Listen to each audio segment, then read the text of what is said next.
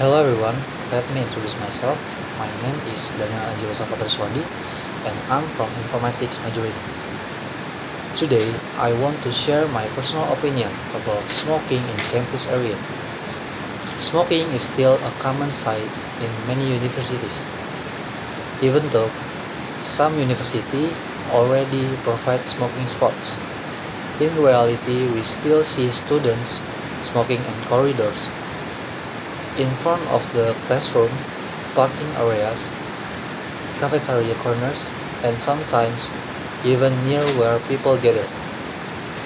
This issue is not just about personal habits, it's about health, comfort, and environment. That is why I want to give my opinion about why smoking in campus areas need attention and why we need a better approach to solve it. Point number 1. Why this problem matters. Campus is place for study, thinking, and shaping a better future. It should be a healthy space. However, cigarette smokes affects not only the smoker, but also the people around them. Secondhand, smoke has dangerous chemical, and many students don't have choice. They will inhale it if it happens near them. Besides health, smoking also influences campus cleanliness. Cigarette butts are one of the most common forms of litter around universities. They make the campus look dirty and uncomfortable. So, what appears to be a small habit actually has bigger impact. Point number 2, my personal opinion. Personally, I'm not against smoker as an individual. Everyone has their own habits and choices. What I disagree with is smoking in place, where it disturbs other people. I believe campus should strictly implement smoke-free zone, because campus is a public learning space. Yes, smokers have rights, but non-smokers also have rights to clean air. And in a learning environment, comfort and health should be prioritized. Point number 3, example situation. We all have experience walking to class and suddenly smelling smoke from motorcycle parking area. Sometimes students smoke near food stalls, and the smoke suddenly goes to our face while we are eating. These are simple examples that show how smoking affects other students who never agreed to inhale cigarette smoke. Point number 4, solution. So what can be done? First, I think campuses should provide clearly identified and comfortable smoking areas. If smokers have a designated spot that is clean, safe, and equipped with proper ashtrays, they will be more likely to follow the rules.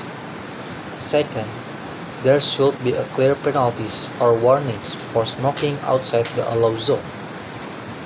Third, campus campaigns should be done continuously, not just proper, but educational videos, social media content, and even discussion in student orientation. Fourth, the community must support the rules. If we see someone smoking outside the zone, we should politely remind them. The solution doesn't need to be harsh. It just needs cooperation and awareness from all campus citizens. So, in conclusion, smoking in campus areas is not only about individual habits, but also about collective responsibility. We should respect each other's health, and we should shape a campus environment that is clean, fresh, and comfortable for study. Hopefully, by caring about these small issues, we are actually building a healthier campus culture, where every student can learn without smoke disturbance. That's all about my opinion for this topic. Let's continue to part 2 about the question word. Here is my presentation about the question words. I will explain what question words are, why we use them, and example of each. Definition: question words are special words in English that we use to ask specific information. Usually, we place this word at the beginning of question. We use WH word to ask about different things like people, time, place, reason, and many other details. Reason why we use question words. We use question words for three main reasons. First, to get clear information. Second, to avoid misunderstanding or confusion. And third, to make communication more effective and easy to understand. List of common WH question words. These are the most common question words in English. For example, what, where, when, who, why, which, and how. Each one has a different function depending on what information we want to know. Where. Where is used to ask about place or location. For example, where do you live? This question asks about the place someone lives. What. What is used to ask about a thing or information in general. For example, what is your favorite subject? This question is asking about a specific thing or topic. Who. Who is used to ask about a person or people. For example, who is your English teacher? This question asks about a person. Why. Why is used to ask about a reason. For example, why are you late to the class?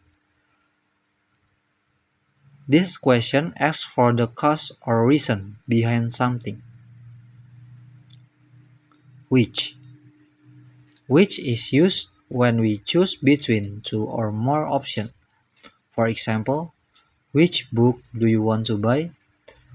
This means we are asking someone to select from choices. How. How is used to ask about the way or method of doing something. For example, how do you spell your name? This question asks about the method or process. Variants of how. These are several variations of how, such as how many, how much, how old, how far, how long, and many more. Each variation asks about different type of information like age, distance, price, quantity, duration. Structure of WH question. The structure of WH question usually follows this pattern.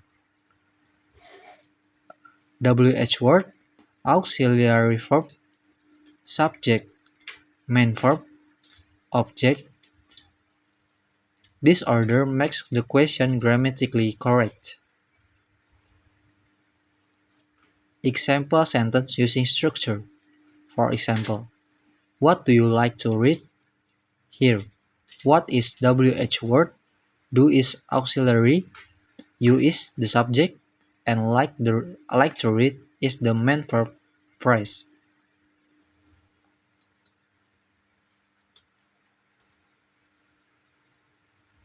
Difference between WH question. WH question are used we need to detailed information. The answer cannot be just yes or no. It must give information. For example, a place, a reason, a person, or a thing. Difference between yes or no question. In contrast, yes or no question are questions that only need two possible answers, yes or no. These questions do not start with WH words. They often start with auxiliary verbs like do, does, is, are, and so on. Thank you for listening to my presentation. I hope this explanation. I hope this explanation help you understand question, word better, and use them correctly in everyday English.